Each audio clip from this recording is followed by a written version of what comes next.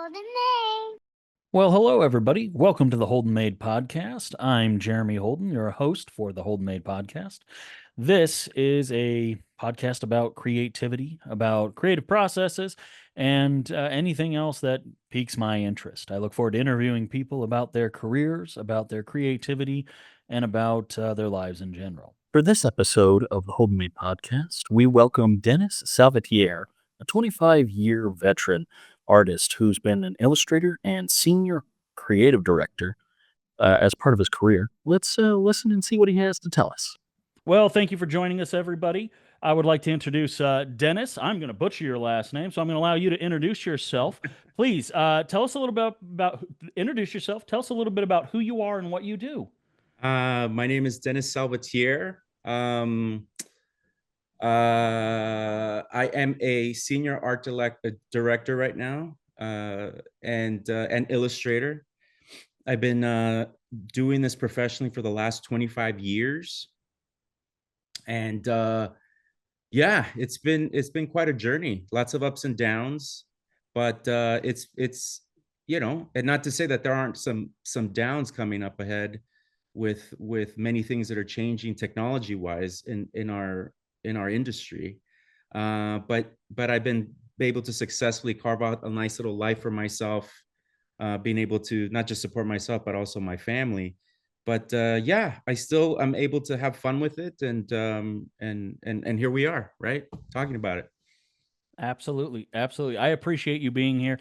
In all honesty, part of what I do with these interviews, I reach out to artists I believe are relevant, artists I would want to talk to, and I am grateful that you are here. You have been a big inspiration for me Oh, with that's awesome, your man. love of pop culture, your love of illustration, vector drawings, etc., etc. And it's an absolute pleasure to be able to talk to you. Um, Currently, I would love to start off. Let's just talk about your career a little bit. You are a commercial illustrator. You've been Mhm. a creative director, if I remember correctly, art director, Art uh, director, yes. and you have kind of plethora of projects under your belt. Uh, can you share with us if you are freelance, if you're currently in-house, what are you currently doing in the commercial industry, commercial creative industry? Right. I do a little bit of both, and by design, I think that once I was a full-time designer, an in-house designer back in the old days. I just kind of looked at it like this is what I'm going to be doing for the rest of my life, right? I'll just always be an in-house designer, and I'll be part of a team, whether it's a small team or a big team. But that's just the way I ended up seeing. But because of as life happens, because of the housing crash in '08, it really changed everything. So I really saw the writing on the wall. I was working for a nonprofit at the time as the lead designer, and once that happened, I just kind of looked at it like, well, designers are always the first to go. So I started to prepare myself for what I thought was the inevitable. And sure enough, at the top of January of 2010, I ended up losing my job. So as a result of that, I decided, what if I started to market myself as also an illustrator? I always did illustration in house when it was needed, but I never, anytime I did freelance work, I never really promoted it. I was always more known to be a designer. So when I went on my own, I realized that I was competing with many people like me. So what made me unique is what I started to think about. And um, you know, what you find is that designers aren't always illustrators, and illustrators aren't always designers. So I decided to promote myself as an illustrator, and that kind of changed the game a little. It took some time and it took a lot of footwork, and I can talk about that more later. But once I was able to kind of see that I could be both, I also realized that I didn't also have to be an in-house designer. I could just a free in-house designer. I could do freelance and design in-house as well. So for a few years, I was really just on my own, and then I ended up, getting opportunities here and there. That led to me ending up becoming a designer for a small marketing team. Oh, wonderful.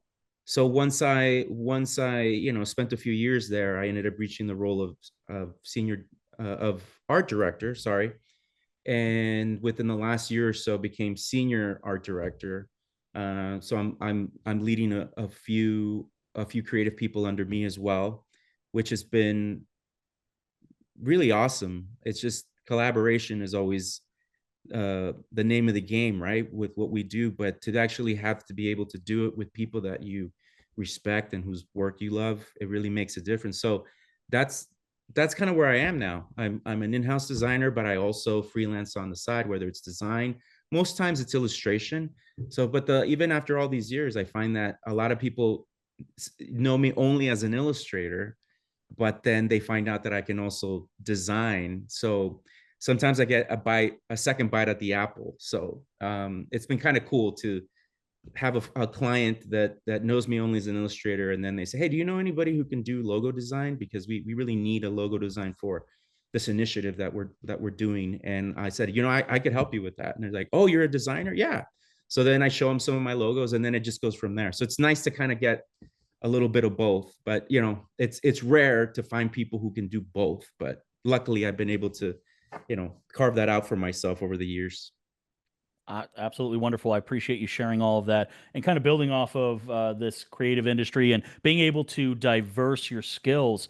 I'm wondering, what was your first foray into either the arts or your first jump into the creative industry? Maybe it was as a child, you just picked up a pencil and loved it, or maybe it was, shoot, I got into some kind of just job where I had to draw something or design something for someone right out of high school, and you Yeah, just fell in love with it, or did you stumble into it? What was it that got you into this industry? i have i have I have two really distinct memories where now looking back I realized i was I was being set up for this, right? So the first one was in sixth grade. In first grade I was about six, and um, we had just finished watching Pete's Dragon, the original, and it made a really big impression on me and a bunch of other kids and stuff. But we were asked to draw our favorite scene from the movie. I can't tell you what it was because it's been so long and I don't have that drawing anymore. I wish to God that I had it,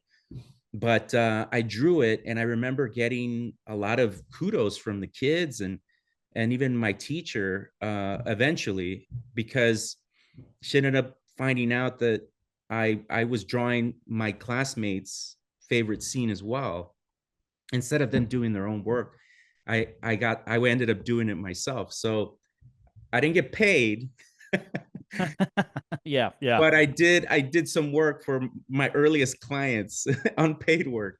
And so that really made an impression on me. I really started to notice like how it made people happy, what I was doing, and how there was this attention that I was getting that maybe at the time I wasn't getting at home, um, in that way anyway. And so yeah. that really made an impression. And so I just loved drawing since then, and I continued to do so. So by the time I got to the second story is when I got to sixth grade.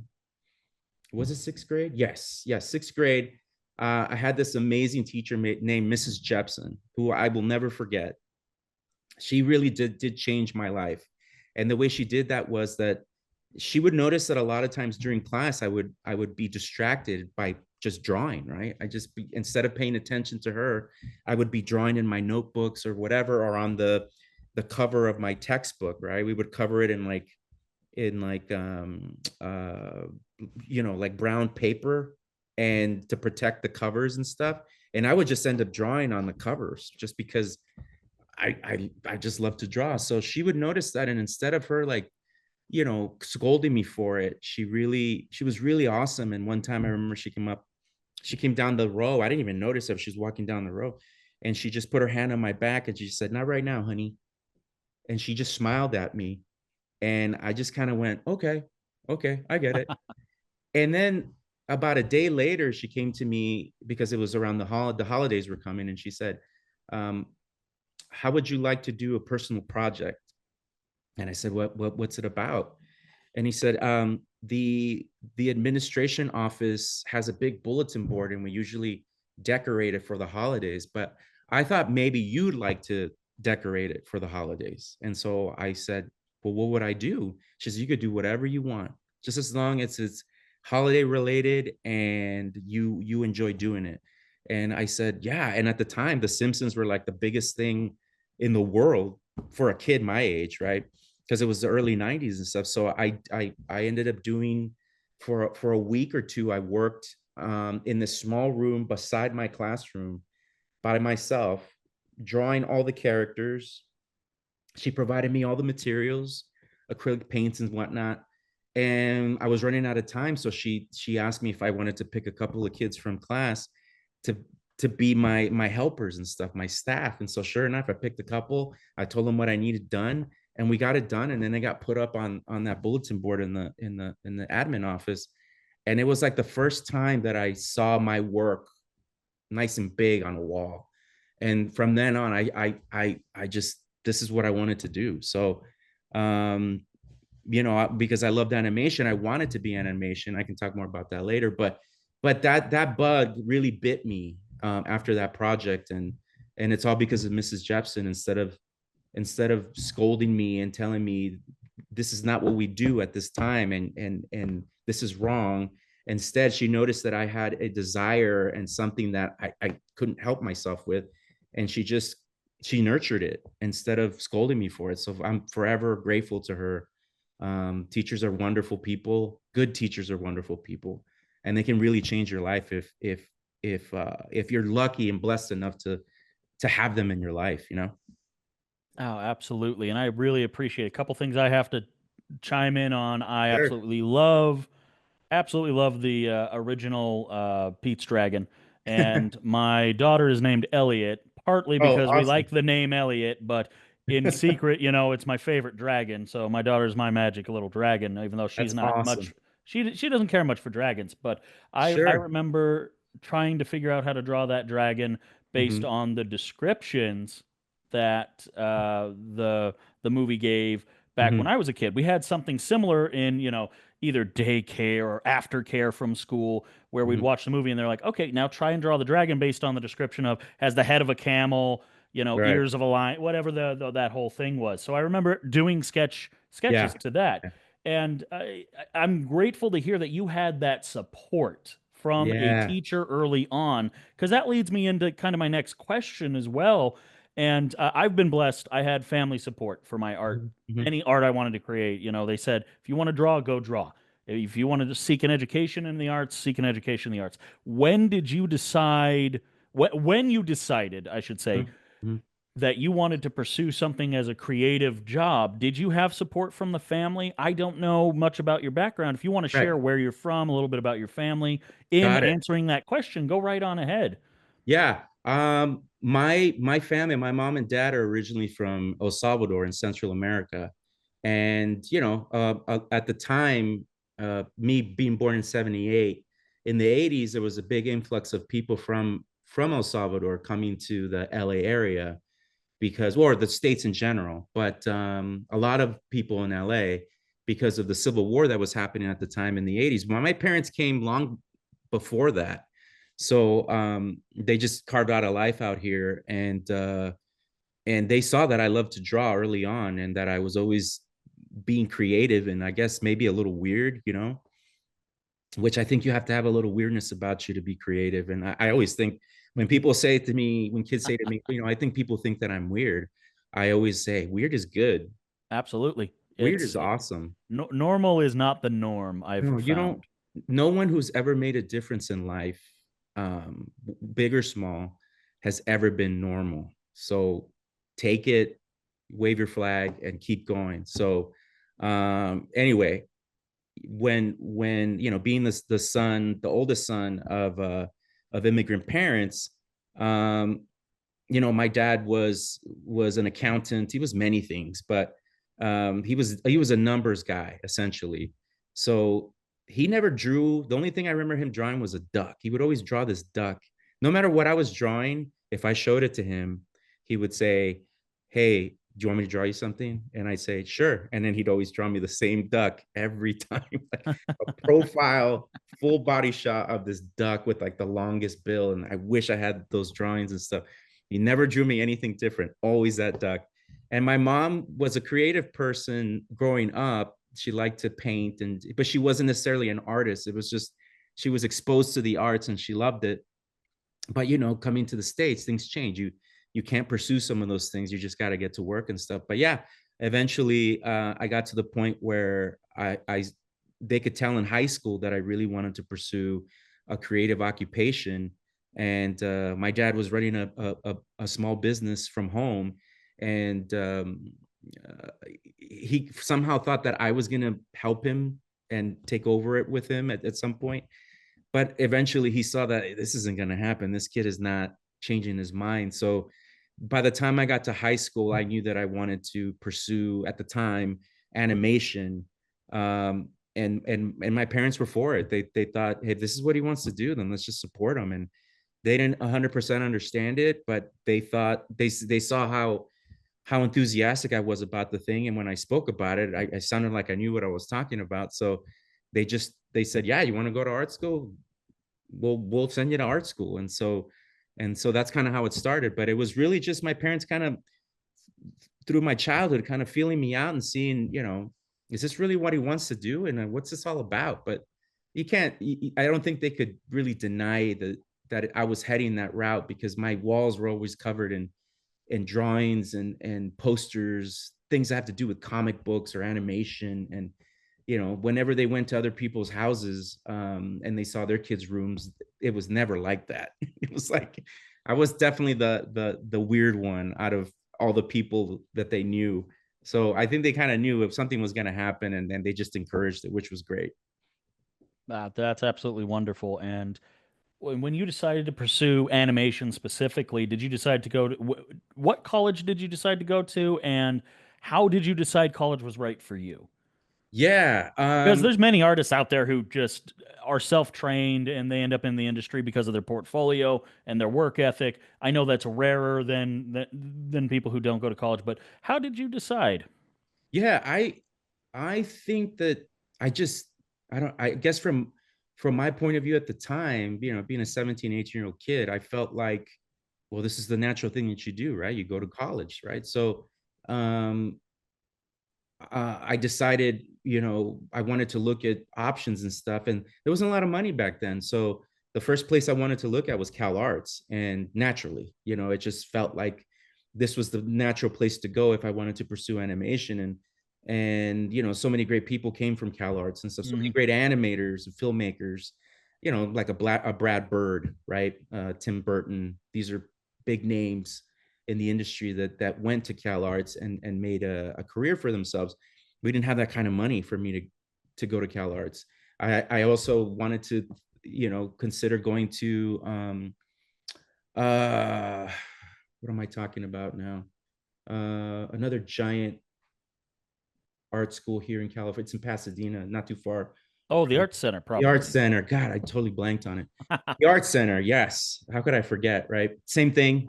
Didn't have that kind of money. So I ended up finding this small school that was in LA, called the Art Institute of Los Angeles. And so I went there, and I already had a small experience with animation in high school.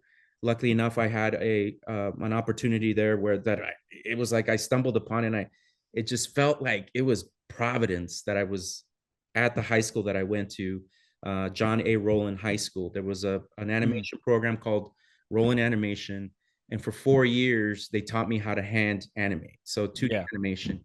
And so that really just encouraged me even more. So I love 2D anime. I still love it. I miss it because you don't see it very often, at least, in feature films and stuff. So I ended up going to Art Institute, and the experience that I had in high school really helped me to be able to animate in 3D, which was the thing that was the biggest thing at the time. Yeah. The success of like Toy Story and the sequels and stuff like that, in the late 90s, animation was really going in that direction. For some reason, I was naive to think that 2D was never going to go away.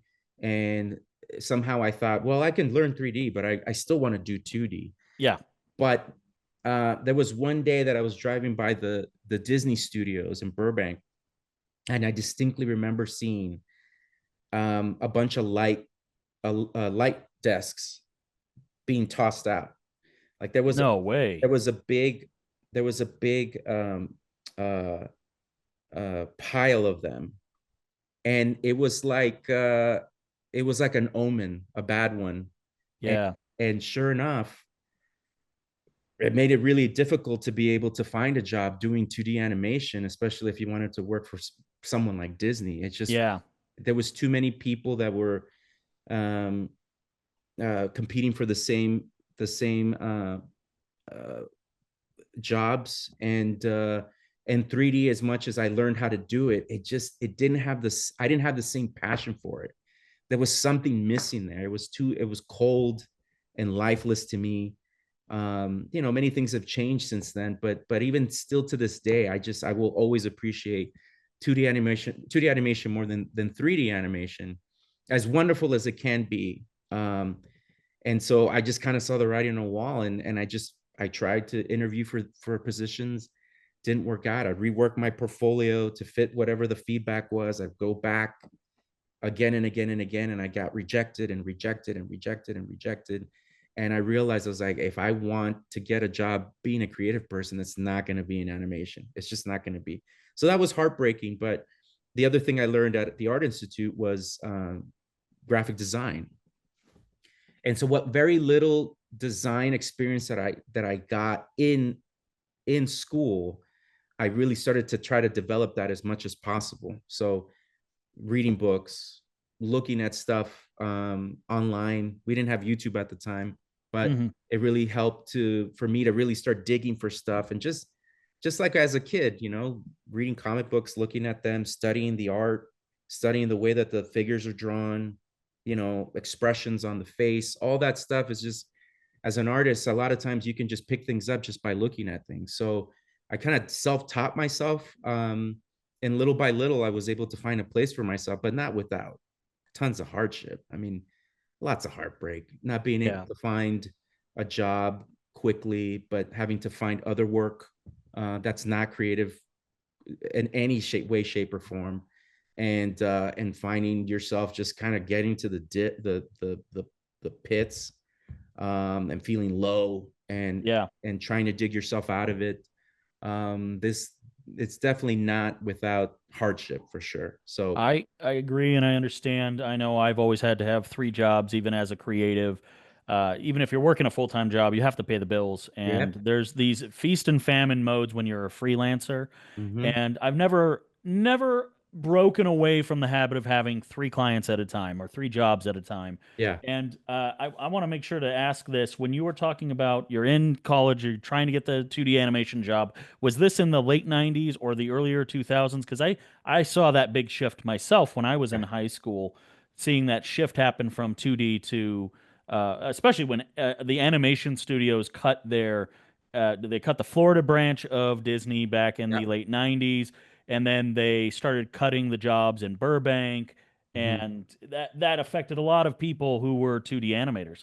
And when Lion King came around, they hired literally thousands of people to work in their new animation divisions Mm-hmm. because they had that renaissance in the early 90s, Yep. when we were relatively young. Mm-hmm. And it was a different time. It was definitely a different time where Absolutely. we saw the love for 2D animation, but then the industry shifted to, oh, 3D's the thing. That's the hot ticket. Whereas we're in a world now, and at the time of this recording, it's 2024.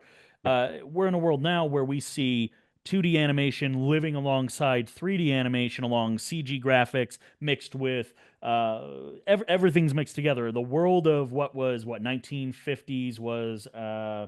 We saw the Incredible Mr. Limpet. We saw Right.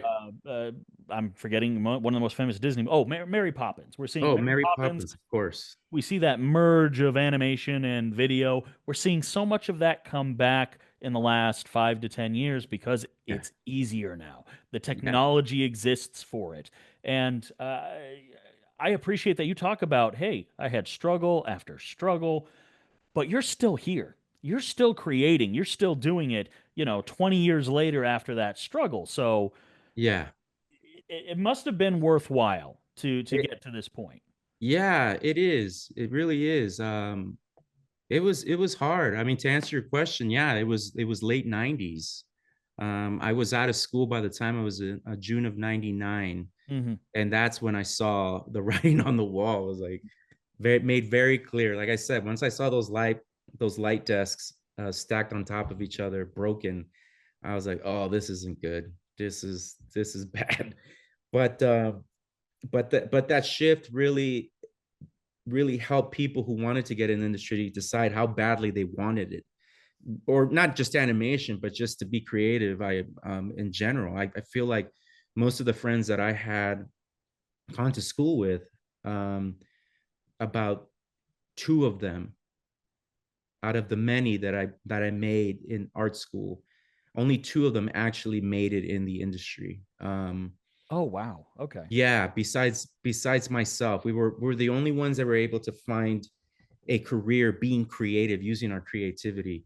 Um, Other than that, everyone else just gave up. They gave up very quickly. Some of them gave up almost immediately. They just saw that it was too hard, and then we're left with college debt, which Yeah. it has to suck to take on debt, and not be able to pay for it in any way, shape, or form with your creativity. And now you're gonna, Yeah. but that's the one thing that I realized very early on, is that if you want to make it in anything, in this case a creative career, you have to be willing to take the hits and be willing to get back up, because it's going to happen. You're going to get smacked down. You're going to be told no, no, no, no, no, no, many, many times. People are going to get tired of seeing you show up again, because they're like, oh, this guy again, he doesn't get it. There was one time, I'll share this story, that I went to Warner Brothers Animation, and it was at the time that I think Batman Beyond was still in production. Yeah. And I mean, I was sitting in these Warner Brothers studios, the small office, in this high rise in Sherman Oaks, and it's gone now. They're somewhere else now. But I was there, and I'm just surrounded by all this Warner Brothers animation stuff, and I just felt like, wow, this is amazing that I'm even here. And the person that I spoke to, yeah, I could tell now. I realized they were just tired of seeing me. But she was just really nice and supportive, and she said, "You know what?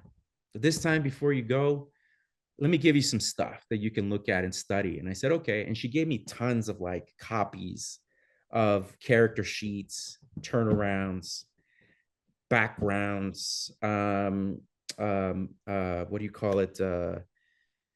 Things that you use on a set. What do you call it? I can't think of the word. When you're using things within a movie, whatever, whether it's a teapot or Some kind of reference. books, just anything that you're using to carve out your performance, Yeah. right? It's the same thing in animation. Yeah. They create sheets of just things that are being used by characters. I can't believe I can't. Like props and assets, Props. maquettes, Props. things like that. Yes, the props, just even props. She made all these wonderful photocopies of it. And then she said, take this stuff, take a look at it, spend some time with it. And if you want to come back, you're welcome to come back. I said, but maybe this will help. And sure enough, like I went back and I just studied the hell out of this stuff. And I was like, I can't believe that I have this stuff. This is crazy.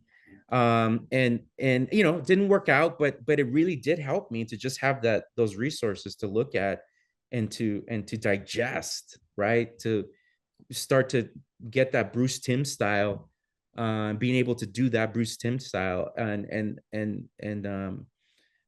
learn to draw another way, because I've always liked to draw in different styles for different needs. I've never Yeah. really have a distinct. I don't feel I have a distinct style. I might have a distinct aesthetic, but the distinct style, I feel like I will create a style based on the need. So it was just kind of funny how along the way there's always been people to help. No matter what. I appreciate all those people along the way that just say, hey, this kid keeps trying. He really wants this. Yeah, let me help him out, because I Yeah. just saw how tenacious I was. And they saw something in you. They don't just hand out they don't hand out gifts like that. From my No. experience, if they don't believe that they want to work with you, they wouldn't have encouraged you. And it may not Yeah, have worked yeah. out for that situation, but it may come up in the future, or there may be another job. And I can tell you, my main goal when I first got out of college, I kind of used graphic design because I'm a graphic designer, Mhm. an animator, a photographer, an illustrator. I do a little of everything. That's how Yeah. I was taught, Awesome. Hmm. was to be a jack of all trades, and you make sure that you master them all. You do as much as you physically can. I wanted to work for Disney back when I graduated. It would be my second time. Uh, it would be my second time moving on to, uh, gosh, I'm trying to say college. Forgive me. Hmm. I Sure, uh, no problem. just forgot that. But my second time in college, because in graphic design, the technology changed so much from when I first went in 2002 to 2010. I had to update everything. Yeah, Uh, with that being said, I interviewed 8 times with Disney through their recruitment department for different things, yeah, and it was pretty interesting to be in there, be sought after for one job, and then it just disappeared. yeah, But then they just kept going. We think you might be right for this. That didn't work out. We think you might be right for this. And for me, just as you, I have to pay the bills. I yeah, would wait weeks to hear from them, and then eventually I would just call the recruiter and say, "Hey, I don't want to push, but I do not have I have another job offer, and I yeah. don't want to not give you priority." Hmm. And they would often say, "Listen, it's going to be another 6 to 8 weeks before we hire for this position, Hmm. whether it's a graphic designer or an internship or Yeah. whatever presentation making." There was one that I was really looking forward to. It was working for their illustrated book division for Oh, children, where yeah. you would have been given the IP Yep. from Disney, and you would have made your style of illustration and graphic design for the children's books. With Yeah. it's the characters, but a little tweaked towards your. And Yeah. I was really interested in that one, Yeah. That'd but be it fun. it, it fell through because of just this simple statement of, as much as we want to work with you, we understand you need to take the other job. And Yeah. I will tell the managers, this is what you have going on, and we'll see if we can push you through. But Disney doesn't budge for anyone. They Yeah. don't. It doesn't matter how big you are, doesn't matter Yeah. how talented you are. Disney has their timeline and they will meet it. And Yeah. they will do it on their own thing. But I was grateful just the fact that I made it through. I know there were 300 people interviewing for that friggin' position, and I made it into the, hey, we're going to call you back for a second interview. Great, you made it to the second interview. Let's call you Yeah. back for the That's third tough. one. You That's know, tough to I get to that point because yeah, back in the day, they would, I remember talking to recruiters from Disney when they would come to our rolling animation program and they would say, I'll be honest with you guys. I remember one guy coming in and telling us, he's like, if you get, how do you describe? He said, there's some people that are just not going to make it through even the review. Like sometimes they just open the portfolio, they look at the first and second page, then they close it and say, not for us, yep. right? So you don't even get through to the actual first stage because you're already out. So it's the way that they work. I'm sure they probably still work somehow that way, because I've always described Disney as like the prom queen, right? Ah, They're the ones that if you're lucky enough, it'll be a miracle that she comes and she asks you to the dance, to the prom, right? yeah. But you're on her time and you're going to do what she says. And one day she can just say, yeah, we're not going to dance anymore. And you're just got to go, okay, great. It was fun. Thanks a lot. Appreciate it. If you ever need me, I'll be here, but I understand you're probably going to move on. That's kind of how I Yeah. describe Disney in a nutshell. So it's interesting you bring that up because it leads us back into this discussion of your career and freelance and other jobs. These big companies aren't the only game out there. The Absolutely. world is massive, and after you get over that kind of a moment where you're a little let down by the big company not noticing you, you realize, well, wait a minute, there's a whole other direction. Yeah. And for you, that's kind of where I want to jump into with your illustrative work, your graphic Sure. design work. Sure. Where did you find yourself in this like after you left one area, you dove into graphic design, you figured out how to get graphic design to make it as a creative career. uh, are there projects that stand out to you that you go, hey, this client loved this project, loved this personal project? Can you share some about that part of your life and that part about your career? Yeah, I want to say that when it came to working in-house, a lot of the work was good work, but it's not something that it doesn't have the bells and whistles that people want to see. But it was solid work. I always care about the work, no matter what it is, no matter how important or unimportant it may seem. I really always want to make the best work. So, but when I really started to take pride, a different level of pride, was when I went on my own. I was on my own for a good 4 years, I want to say. And during that time, I did work for startups, small businesses. A lot of good work was done during those years. Stuff I occasionally still show to people because I still very proud of that work. At the top of my head, I can't remember some of the stuff that I did, but what I really took pride in was just being able to kind of hone who I wanted to be, not just as a designer, but as a small business owner, which a lot of creative people don't understand is what you end up becoming. Is you not only are the designer of the company, but um, you're also the owner. You're the sales guy. You also have to be the accounting department. You wear all these different hats to be able to do your job. But first and foremost, what I really took pride in was just being able to sell myself, to find my voice, which we all have to do when you're dealing with clients, because clients will walk all over you if you let them. They will always lowball you. They will always try to get something for free. And I got stories where I got hosed a couple of times, but eventually you start to find your voice and you start to go, you know what? No, I don't. This is unacceptable. And even though you like the project, or even and you're going through a famine phase, you have to learn to say no. I'm not going to do that. And the more you say no, the more that you end up, just like you heard before, all the no's you got. Once you start to feel the power of no on your end, you realize you're starting to advocate for yourself, to stick up for yourself, to value yourself first and foremost. And when you're able to do that, you start to get whales. You stop getting all the little clients, and you start getting the big clients. So early on, small clients, no big names. There's absolutely nothing wrong with that.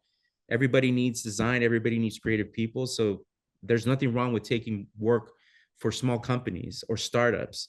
But eventually, what I ended up finding is that the more I said no to people who wanted to lowball me, the more that I started to put myself out there, literally putting myself in front of people, being nervous as hell that, oh, what if this doesn't work out? I'm at this big show with a bunch of other designers, amazing artists, and I've never done this before, and I'm scared to death that I'm not going to sell one piece of art. Little by little, you start to realize that the more you put yourself in uncomfortable situations, the more you're growing. And it just so happens sometimes you see a guy come in that buys a piece of art from you. They're really nice. They take off. You forget about them. And you find out 4 months later that they want to work with you, and they have a project that's really special that they want you to take on. And it so happens they work for Disney. And all of a sudden, everything changes. Yeah. But it took taking on those little projects. It took going through feast and famine modes to get to that point. And once you're able to have a brand name like that under your belt, it really does make a difference. It really does. But you should never say no to the smaller clients, because you never know what could happen. Also, those things can take you many different places. The work is still good. As long as it's creative, and as long as it's a good collaboration with the client, it's still good work, and it's still fulfilling. But yeah, once you're able to show work in your online portfolio that says Disney or Warner Brothers or Hey, NBC. Nickelodeon or Yeah, it does any make a of this. difference. Yeah. It makes a difference because it lets other people know that not only that you can work with a big brand, but that you've been able uh, to complete work in a way that you were given a timeline, you met it, and it was, distributed however it's distributed, whether it's in real life for consumer products or for online needs, whether the Yeah. digital stickers or something like that. But you were able to work within that timeline, and get it done. That's the thing that makes a difference. Yeah, the brand is great, but the fact that you're able to work within the confines of certain limitations, and you're able to come get it done on deadline, and get paid for it. So I think that's what makes the difference. You're still going to get people that come along, clients that come along, they see your work. Oh, you work for Disney. That's awesome. That's great. And then they still want to lowball you every once in a while. That's fine. I actually really appreciate that, because it goes to show that no matter how big you might think you might be, or what level of your career you're in, you still need a little bit of humbleness. You still need someone to come along and tell you, yeah, you're good, but I still don't want to pay your Disney prices. Like, give me the Yeah. give me the small business price. It makes for great stories. Sometimes I say yes, sometimes I say no, but I'll never budge on my price. If they want to work with me, here's the price. If you don't like it, that's fine. You can find someone else, and that's great. Maybe down the line we can work together. But again, it's all about whether you find a client that values you or not. It doesn't matter how much, how big or small their company is. If they don't value you, there's no point in taking them on. Excuse me. No, no worries. And you definitely need to know your value when you're coming in, knowing your worth moving into the project. Absolutely. I know I've made my living off of working with smaller businesses and working in niche markets. I found a niche not just as a college professor. Before I was ever a college professor or a college instructor, I worked for the state college system as Okay. a graphic designer for private schools, for universities, for community colleges, et cetera, et cetera. And it led into teaching. Not in no way was it related. I just found a teaching position and went, I think I need to give back. And that was my way to give back without just donating my time to a nonprofit. Sure. And I absolutely appreciate this idea of you need to know your value. You need to know that you can say no to a client. Just as a client can fire you, you can fire a client and say, "Hey, Yeah. this isn't working out. You're trying not to pay me. I'm ending the project in 30 days if we don't resolve this. Like I'm giving you Yep. notice that this has to be resolved." And I Yep. appreciate you sharing that kind of story. And uh, one thing that we do need to tackle, one of the Sure. big things about this video series, it's not just about the career part, but about your inspirations and your creative process. So I kind of want to dive in. If you could share with us what inspired you as a kid, what Yeah. inspires you now? Are there any artists that you currently are inspired by? hmm Um, I want to say that the things that inspired me as a kid were, again, cartoons. I grew up watching a lot of Looney Tunes, a lot of Disney Same stuff here. as well. But the Looney Tunes, like they just spoke to a part of me that is still alive and well. Because I love to play jokes, I love pranks, I love just making people laugh. So um, the Looney Tunes were all about that. Disney was fine and stuff, but Mickey's a nice guy. He's a nice guy. I don't necessarily need to hang out with a nice guy. I'd rather hang out with a wise guy like Bugs Bunny, because you're gonna get some good stories. You're gonna laugh. You're gonna have a good time. Mickey's great and all, but he's just a nice guy. So I always connected more to the Looney Tunes, and I watch like Felix the Cat and Popeye Mm, and those old cartoons that a lot of people don't remember anymore. Um, I believe that was Fleischer Studios who had those. I may be wrong. no, Paramount had yeah, Popeye, but I want to say yeah, Felix was Fleischer Studios. Again, I may be wrong. There's so much knowledge up here; it gets a little yeah. I meandering guess you sometimes. get older, it starts to get all muddy and stuff. But yeah, definitely Popeye. I think you might be right. They did Felix as well, but Popeye was probably their most successful thing that they did, which is what led to them being able to do the Superman shorts, which was huge back then. Yeah, It was the first time you got to see Superman, um, not in live action, but move and do Superman stuff. So those cartoons are really important. I got to see those as a kid for some, I don't know how I saw them. Because How there's, did any of us see them? There was someone bought the rights, or someone got the rights to yeah, these with those Superman cartoons. What's really interesting, they joined, little knowledge. They joined the public domain real early because somebody didn't renew the licensing to right, them. So right. we ended up seeing. I ended up seeing them from just like a dollar DVD that was, or a dollar VHS in the '80s, Yeah, and I'd have 3 hours of cartoons I could watch on there, and yeah, they were there. And yeah, they were, for you have to think, when those Superman cartoons were made in the 30s and were rivaling what Disney was putting out because yeah, of their technique, the detail, the level of just passion that you could see was behind those. And yeah. yeah, They're that's, beautiful. yeah, They're still exactly. beautiful to this day. You watch those, and I hope someday that they remaster them in 4K, because I think they would look even better. But yeah, same thing. I somehow I watched them on TV first, and then I would see them as part of compilations on VHS Yeah, tapes, and then eventually you would see them all on a DVD, like you described, and then now they're available to watch, to download digitally and stuff. And I still watch them to this day. There's just something about those cartoons that are amazing. But yeah, comic books as well. That was another source of inspiration for me. I went through a hard time as a kid. There was a lot of moving involved, for a time, and there was a time I felt like I didn't really have many friends, and reading became like this outlet for me. And when I visited a Circle K, convenience store, out here one day, and I saw at the time there was a CBS Flash series, live action series, and I remember seeing on a comic book rack, I saw a Flash comic book, and I also saw an Amazing Spider-Man. And I had already been reading comics. My mom bought me Archie comics, and occasionally, like a Superman comic. She bought me a Superman comic that didn't have Superman in it, which was funny. But the artwork was beautiful. It was absolutely beautiful. And so, when I picked up this Amazing Spider-Man and this Flash book, I just fell in love with just the artwork. I wanted to know why this guy's name was Wally West in the comic book, but the guy on TV was Barry Allen.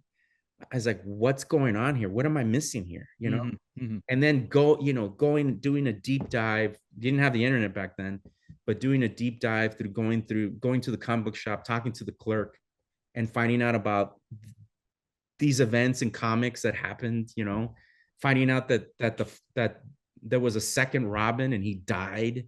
And you're like, wait, what? yeah, Like all that stuff just made such a big impression on me. The yeah. continuity, the world building, all that stuff.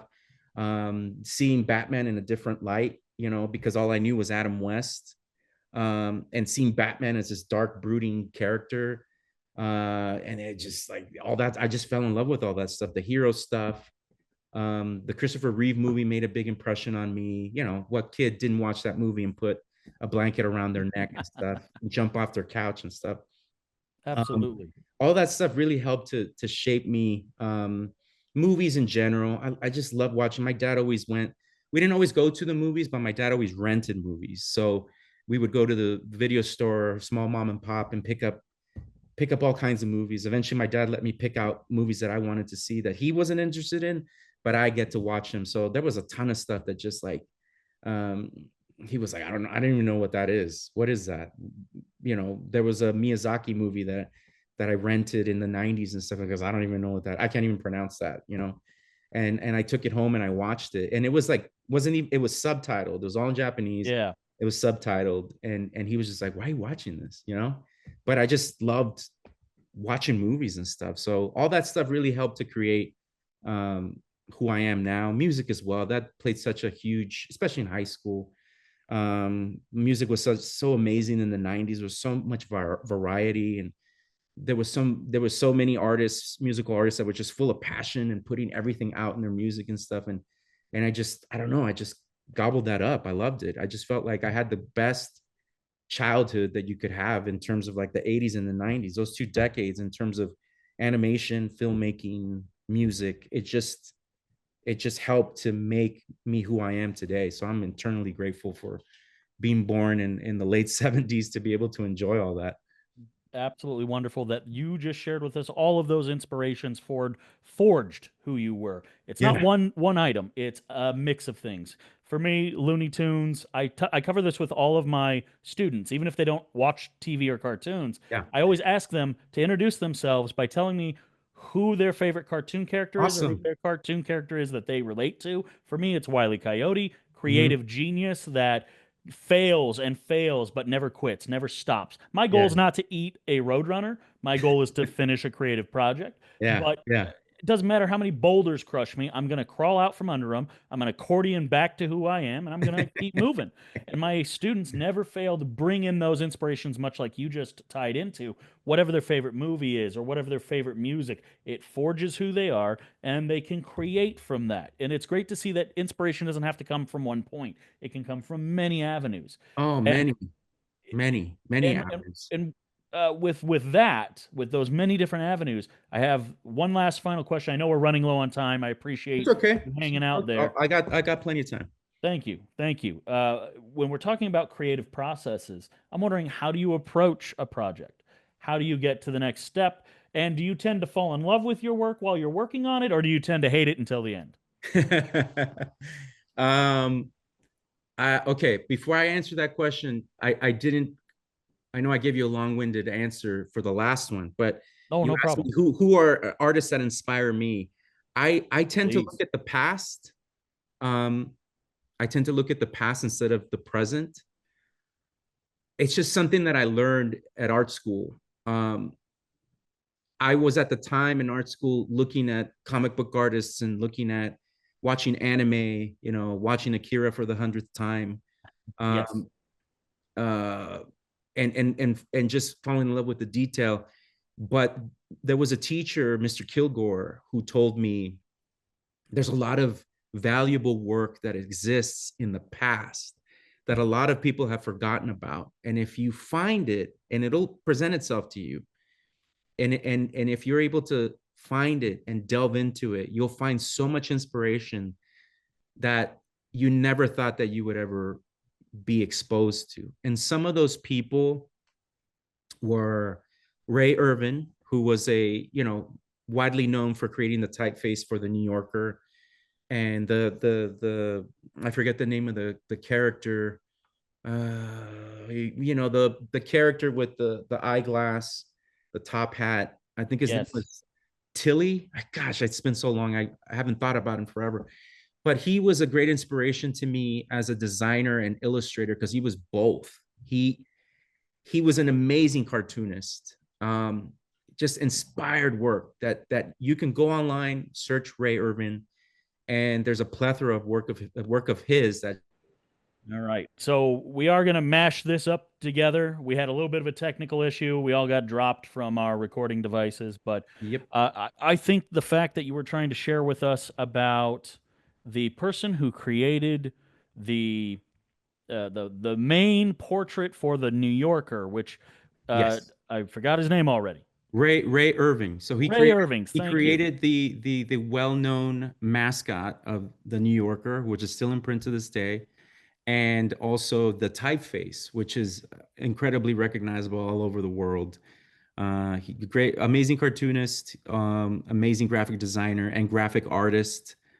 He has beautiful work. I mean, just Google his name. First name is spelled Rea, and last name is Irvin, and it's just so much beautiful work that you can it's just eye candy. It's beautiful. The other person that also inspired me, once I was turned on to him, I always knew the character of Little Nemo, Oh, yes. Yeah. but I never knew the work of Winsor McKay. So I saw the cartoons and stuff like that, but I never actually saw the comic strip. Yeah. And the comic strip is just amazing. Uh, It's wild. it's Absolutely I mean, detailed. this is a time where comic strips were absolutely an art form. I mean, we're talking about way before Charles Schultz, and Peanuts. This is which I love. I'm a huge Peanuts fan. I'm a huge fan of Calvin and Hobbes. And without a doubt, I feel like these two cartoonists saw the work of Winsor McKay, who was the creator of Little Nemo. He on Sundays he would have like full newspaper pages in full color of his beautiful story and artwork. I ended up buying a collection of those old comic strips in a giant book, a bound book, hardcover book. And I mean, it's just wonderful, wonderful work. The imagination that he had. There's a little stuff that is dated and not for today's audiences and the way that certain people of color were treated and stuff. As Yeah. was the time, a lot of that stuff exists in Looney Tunes and Disney shorts and stuff like that. But regardless, the work is inspiring. It's so highly detailed. It's basically, what would a dream look like, if Yeah. a dream world look like, if you can imagine it. It's just beautiful work. The other artist, fine artist that I love, her name is Remedios Varo.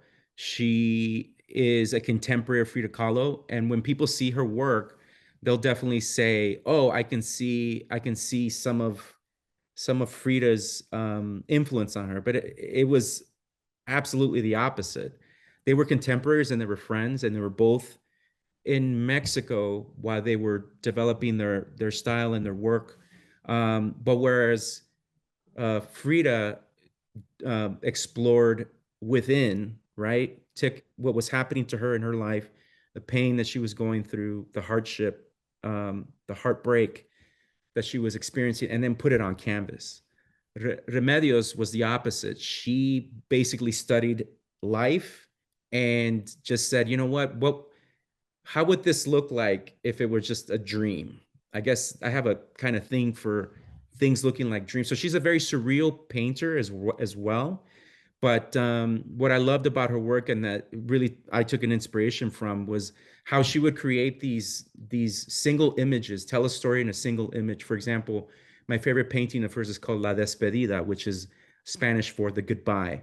Mm. And you see two pathways, and there's a man going one direction and a woman going in another direction. They're both saying goodbye to one another. In the center, there's a column, but their shadows are being cast and their shadows are still intertwined. So even though they're saying goodbye, I mean, it's just beautiful work. Wow. And the other thing that she always did was she always had a witness in her work. There was always something that was watching whatever the main story was happen. So in this case, for that painting, it was a cat, a small cat that was hidden within the a little space in that column that was in the center, that was witnessing this happen and stuff. So when I do my personal illustrations, which I have this whole little world that I created in my head, and then I create personal illustrations of. I have a character named Thaddeus Crumb, and there's always these little. Most people call them like bunny ghosts. Yeah. That I do. They're black. They have a little skull face. They call them bunny ghosts, but I call them Izzies, and and then there's these little one-eyed birds that I also draw. Those are always my witnesses. So there's always one or two in everything that I do when it comes to my personal work. They're always witnessing. They're always witnesses of what's happening in that one image story. And those little birds are called cyclopes. Very cool. Very cool. So Remedios Varo is just an amazing artist. Not as well known as Frida, but worth the Google search. I'm telling you. Absolutely. And then Chuck Jones. That Preaching to the choir there. Yeah, that man. I mean, there's so many others. There's like Tex Avery, so many other amazing animators, but Chuck Jones, I mean, I just an amazing animator, an amazing draftsman. The way he can cultivate a gag, a visual joke, like you mentioned, the Wile E. Coyote and the Roadrunner. I mean, just the way that he gave second life to characters like Daffy Duck and Porky Pig, which Yeah. was like the Looney Tunes nice guy back in the day. And then he ended up becoming like a little sidekick to Daffy, who ended up becoming, and he was very aloof and very Porky Pig became very aloof and funny in a dry way.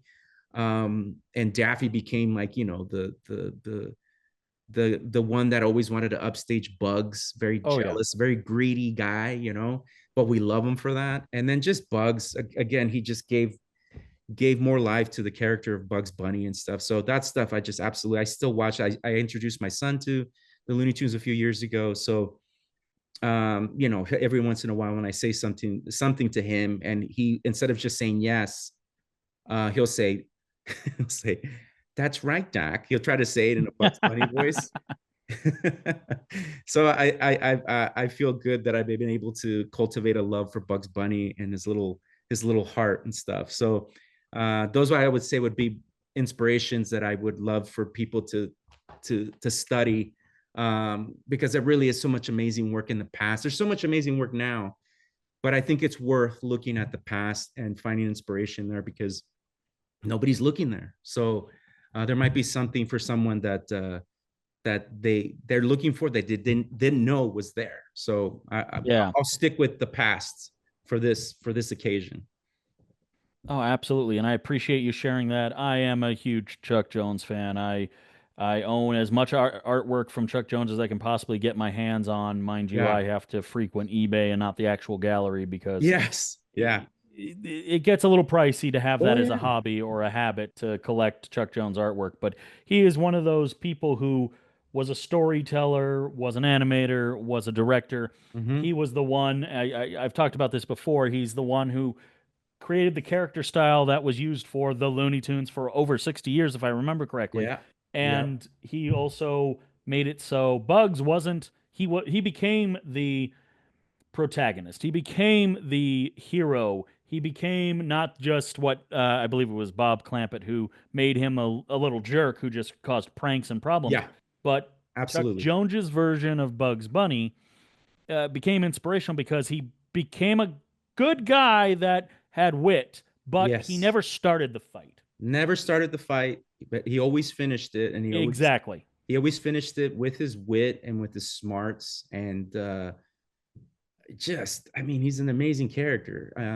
When you hear stories about how he's created, which he has many fathers, but Yes. Yes. Chuck Jones absolutely gave him that, gave us the Bugs Bunny that we know now, the smart rabbit that is always gets the upper hand on those who mess with him, right? So Yep. whether it's Elmer Fudd, whether it's the opera singer, and Yep. Daffy. Yosemite, yeah, Yosemite Sam. I mean, he's always going to get you. He always gives you a chance to get out, but once you cross him, once he says, "Of course, you realize this means war," and then it's all Yep. it's all bets are off, right? That's right. And then you really do know what's up, Doc. Yep. And before we end this again, I know we're approaching crunch time. That All technical good. difficulty hit us up. When you are approaching a project, when you are Mm-hmm. trying to, how do you get started? How do you get started with your creative process? And then that'll be my last question for you. Yeah. Okay. It man, I'm glad you asked this question, because it gives me a chance to talk to a lot of young people that need to understand that not everything has to be done with digital tools. It doesn't I mean, let's just say Skynet takes over tomorrow. I'll still be able to draw and do work. I don't know what the robots are going to do. I don't know if they're going to let me draw, but if I get a chance to draw, I'll be able to do it with pencil and paper or Mhm. whatever hard surface I can find. I can still draw. What I find today is that a lot of young creatives see digital tools as the only tools, and they feel like if they don't have the latest and greatest, then they can't be uh, professional designers, illustrators, whatnot. I mean, one of my favorite artists that is doing work today. He's based in France. I know I'm going to mispronounce his name because it's Stan. His first name is Stan, and his last name is Manokian. And on Instagram, he goes by Grow. It's an unusual name, but most of his work is done in pencil. That's it, just Mhm. pencil. and he does beautiful monster work. I bought some of his work years ago before, when my son was very young, and he accidentally sent me this giant monster poster, like a big kaiju poster, that I display in my house with so much respect and awe. I wrote him and I said, "Hey, you sent me this by mistake. Do you want me to send it back, or I'm happy to pay for it because I just fell in love with it?" And he said, Yeah. "Consider it a gift." And that was it. I kept it. I love it. But he works in pencil. That's it. In pencil, ink. Um, he does beautiful work. He's not known mainly here in the States, but in Europe, he has a fan base. And some of us here in the States love his work. Beautiful, beautiful work. But so much can be done with pencil and paper. Um, for me, that's how it starts. I always start with pencil and paper.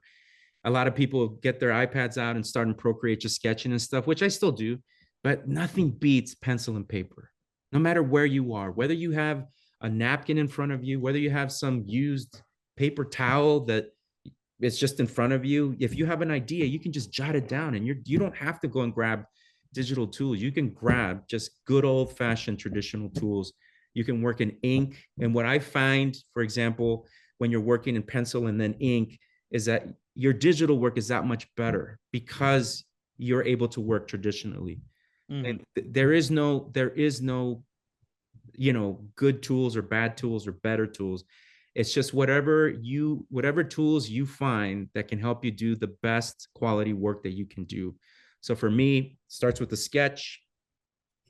Sometimes, a lot of times, I'll be sitting in a meeting and it's going on a little long, or I have nothing to do with it, so I'm just kind of taking up space and breathing oxygen in there, and I'll just, like I did in Mrs. Jepson's class, I just, whatever's in front of me, I just start drawing, and my mind starts to wander, and great ideas come from those moments. And if I see something there that needs exploring, I'll take it and I'll develop it further with sometimes just thinking about it, just letting it sit in the back of my mind, developing it back there. And then finally, when I get down to really getting to it, yeah, I'll use digital tools and I'll bring it to life in that way. But for me, it always comes down, most of the time, 95% of the time, with good old pencil and paper.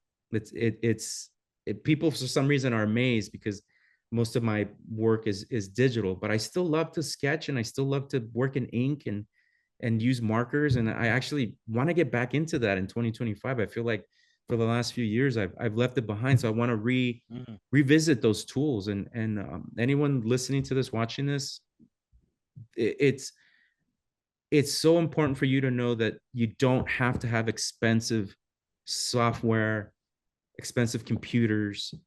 You can build worlds the way that Stan Lee did and Jack Kirby did, with an idea and pencil and paper. Chuck Jones, same thing, brought to life all these characters that existed for a while and created some new ones, but brought them to life with drawings and creating the illusion of life. All that stuff exists. Many universes that we're exposed to now as IP, they exist because of men and women who just put pencil to paper. So never discount a good old sketchbook and pencil. I really want to drive that home. That is so important. Yeah. But yeah, for me, pencil and paper, I finish off digitally most of the time, but a lot of times I just let things simmer in the back. Whether if it's for work Mhm. or Mhm. for personal use, I'll think about it and I start to develop it, and just little by little, let it grow a little bit in there, and then eventually, when I get down to making a nice developed sketch, that's where it comes to life. But it really just starts with a simple, it could be late at night. I'll use one example. I had a piece that I did last year that it was inspired by Who Framed Roger Rabbit.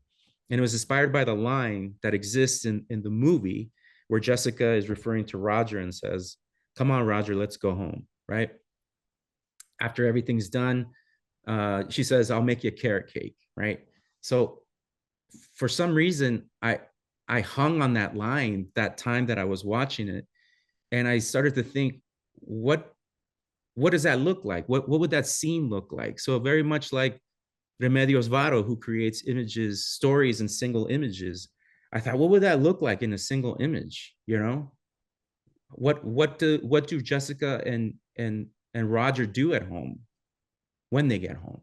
Does she really do make them? Does she make them the carrot cake? So I ended up sketching one night that I was in my little studio.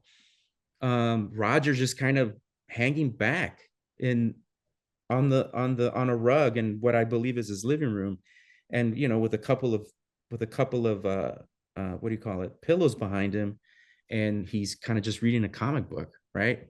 And because of the times, back in the days, you see cartoons smoking and drinking, so he has a little whiskey next to him, and he's smoking a cigarette, and and around the corner, here comes Jessica with the carrot cake. So is essentially just going to be that. But then I thought, well, how do I really tie this to the movie?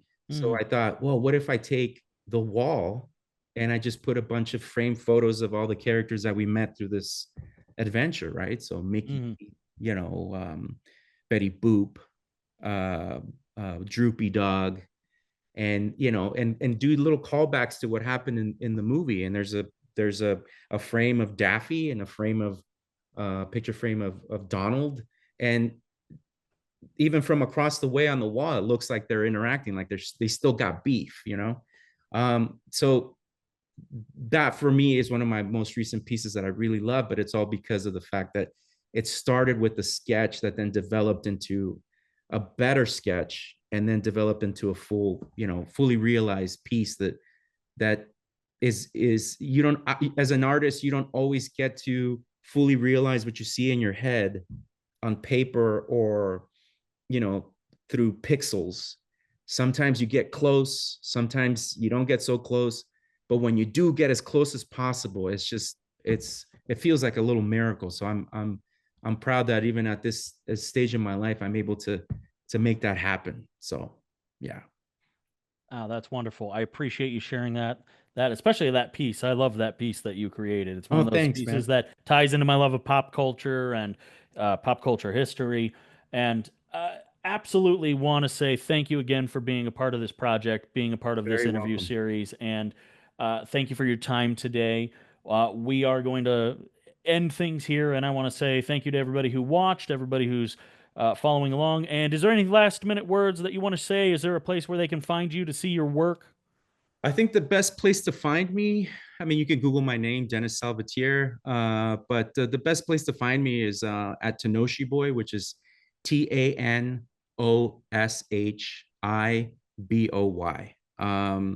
It comes from the Japanese word tanoshi, which is fun. It's the closest word to fun that you'll find. That the work speaks for itself. I really just always want to make people smile and laugh, and whenever I get to interact with people and they laugh at one of my pieces, I feel like a million bucks. It just, I feel like I did my job. I made people happy for a few seconds. So that for me is like the biggest thing. But yeah, you can find me there, but or Google my name and you'll see tons of places where you can see my work. But the last thing I want to say, for especially for young designers, is that there's a lot of things ahead of us right now that might impede us, or it feels like it's going to impede us to do the work that we want to do, the work that gives, that we have passion for, and that we want to do. um like it happened to me when I was a kid. Those who are able to get back up and to have a tenacious spirit are going to be the ones that continue to do it. Those who see adversity as a means to quit, um, those are the people who are not going to be able to explore their creativity, at least not in a commercial way. um, but if you really want it, you're going to work hard for it, and you're going to do whatever it takes to get there. So that that is the one thing I feel designers and illustrators now struggle with, is seeing all this stuff in front of them with AI and whatnot and worrying about it. Yeah, it's something to worry about, but talent is talent, and it will be recognized. So develop your work, develop your skill, put the time in. You might have to give up some things. I gave up sports as a kid. The only thing I kept was baseball, but I gave up football and basketball, and a lot of video games I gave up because I really wanted to be this creative person. and it takes some sacrifice, but um yeah, just do the work, do it at the best of your ability. I promise someone will see it, someone will recognize it, and you'll be able to get your foot in the door and start to develop the career that you want for yourself, not without surprises, but it can happen. Absolutely wonderful. Thank you so much. And Thank you, again, I Jimmy. appreciate this. You're an inspiration, and Oh, I thanks, look man. forward to talking to you soon and in the future, sir. Thank you, man. Thanks for giving me this opportunity. I really appreciate it. Yeah, me too. I'm grateful, and I hope you have a great day. You take You too, care. man. Talk to you soon. Talk to you soon. Bye.